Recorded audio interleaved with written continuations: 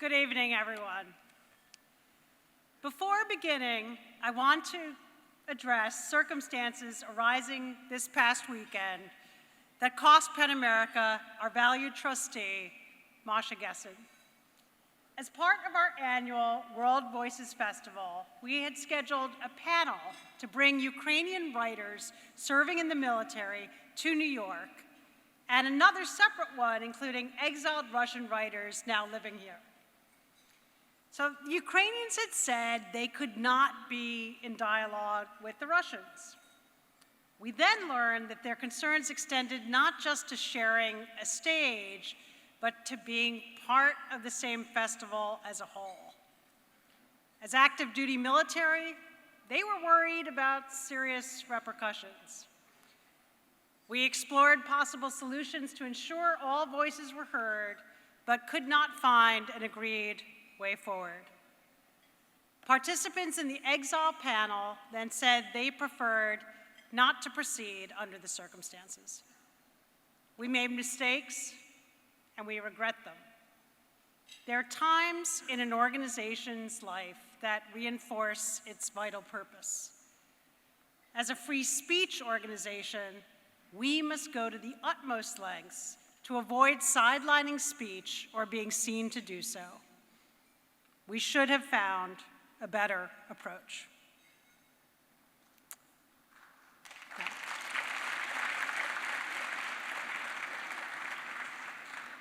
And now, if I may, a second point of privilege. I want to fast forward for just a moment in the program to say personally, on behalf of PEN America, how electrified we are to honor Lorne Michaels tonight as a champion of writers and a writer himself.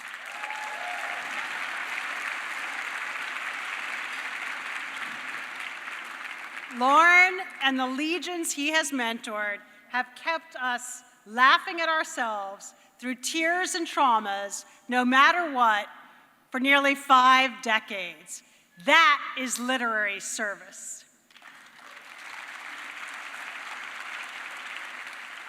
Lorne is a tremendous supporter of PEN America and a true friend.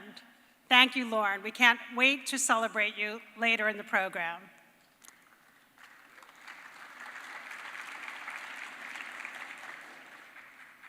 These are no ordinary times for free speech, nor for PEN America. Books containing barely a kiss are banned as pornography in Utah. Florida prohibits lessons on particular historical theories.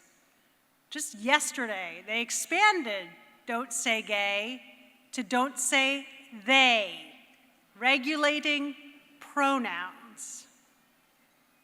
Around the world, authoritarians are seizing books, arresting editors, and holding journalists like Evan Gershkovich hostage.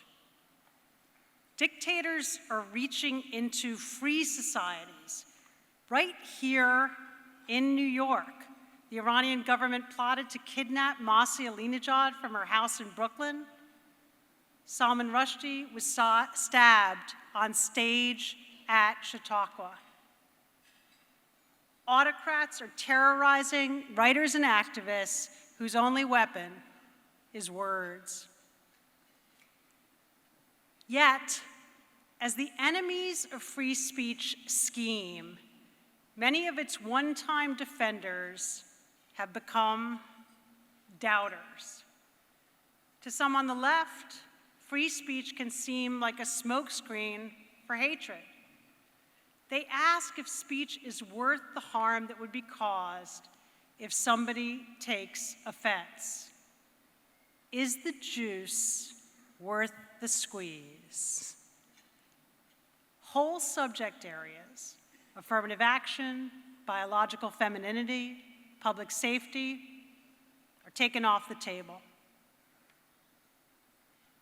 On the right, pride in the First Amendment has often curdled into a compulsion to suppress perceived left-leaning, so-called woke expression cast as indoctrination.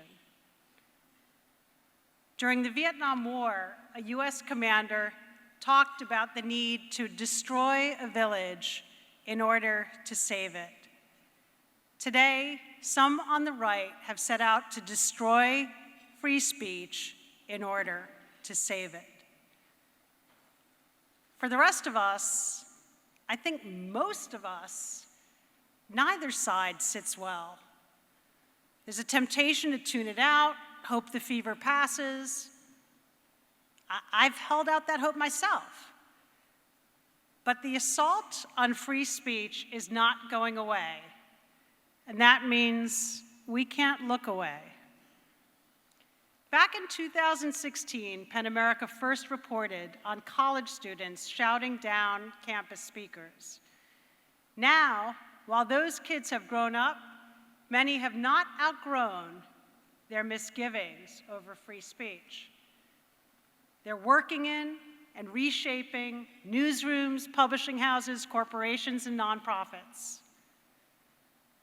A generation alienated from free speech is a generation that will bear unwitting witness as free speech slips or is taken away.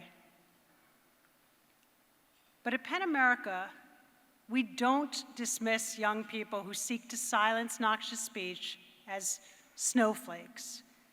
Through our free speech institutes, we inspire them about why free speech enables a more just, equal, and inclusive society and is essential, not inimical, to the causes they care about and the campaigns they want to wage. Elsewhere, culture wars are turning into culture laws. When legislatures enshrine book and curriculum bans, they stay in force until they're repealed. And that's hard to do, especially in places where one party controls the State House. We still have 3 US states where blasphemy laws remain on the books, even though that was outlawed by the Supreme Court 70 years ago. Classrooms that should incubate democracy instead suffocate the free inquiry that responsible citizenship demands. As clouds darken, PEN America's path is floodlit. Our role, our mandate, is to mount a principled defense of free speech that does not trammel other values. You don't have to condone or excuse derisive speech to insist that it not be punished. You can distinguish between the sting of offense and the deep wounds of lasting harm. You can dismantle barriers to publication for some without erecting them anew for others. You can fight for the right to debate transgender competition in athletics in California and against bans on drag in Tennessee.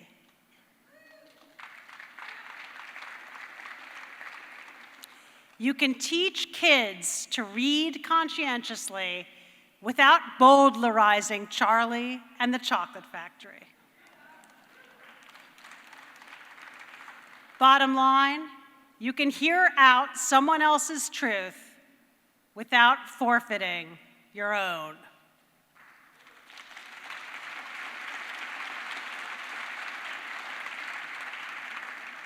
Sometimes we're accused of being nuanced. But nuance doesn't mean mealy-mouthed equivocation.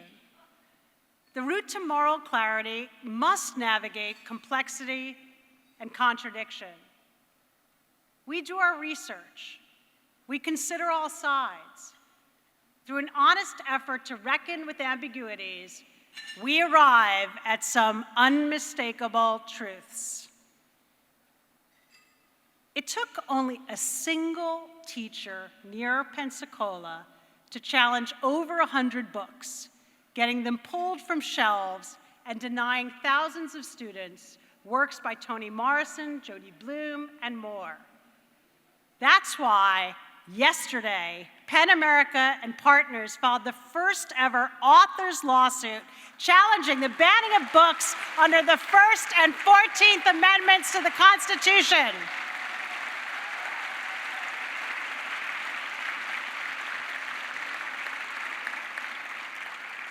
Just to be clear, at the instigation of one unelected person, an entire county is withholding the vital works of undeniable importance. It's undemocratic, unfair, and unpatriotic. When books are banned, we fight back.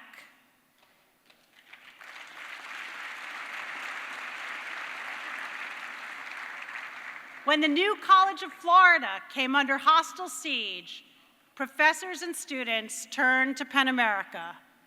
In our country, we don't install party apparatchiks to fire university presidents and intimidate faculty. When academic freedom is attacked, we fight back. We convinced the head of the Fox News decision desk to join our discussion on accuracy in election night reporting just days before he made his fateful 2020 call for Joe Biden in Arizona. When disinformation distorts our democracy, we fight back.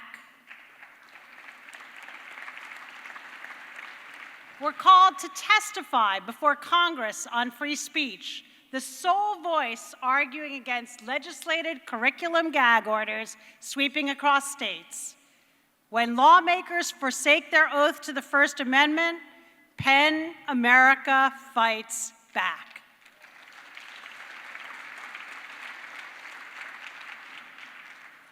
We defend free speech not because we want the right to scream at the top of our lungs.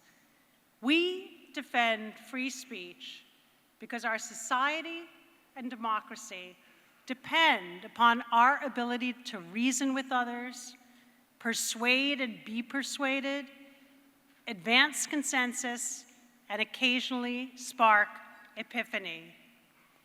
The freedom to write, read, speak, and imagine underpin self-governance, advance progress, animate creativity. They allow us to bond freely with others and fulfill our human potential. To all of us who care about free expression, the battle we're waging is a fight for the lifeblood of writers, our kids' education, our birthright as citizens, and the soul of our democracy. I know that's a lot. I'm also confident it's true. I'm deeply concerned it's slipping away. That's why we're here tonight. That's why we need your support. Thank you for sitting here with us tonight to celebrate free expression and for standing with us to defend it.